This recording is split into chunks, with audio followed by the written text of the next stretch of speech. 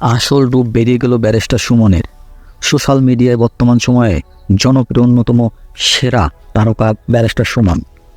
তিনি বর্তমানে হবিগঞ্জ ৪ আসন থেকে নবনির্বাচিত হয়েছেন, এমপি পদে শপথ গ্রহণও করেছেন। তিনি নিজের একাডেমিক ফুটবলারদের যেমন অনেক দূর এগিয়ে নেওয়ার স্বপ্ন ব্যারিস্টার সুমনের, তেমনি এই একাডেমিতে প্রশিক্ষণ নেওয়া তৃণমূল ফুটবলারও স্বপ্ন দেখাচ্ছেন একদিন জাতীয় দলের হয়ে বিশ্বজয়ের।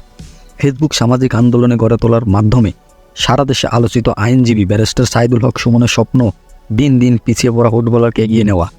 সে কারণে নিজ এলাকায় গড়ে তুলেছেন ব্যারিস্টার সুমন ফুটবল একাডেমি নামে একটি ক্রীড়া শিক্ষা প্রতিষ্ঠান।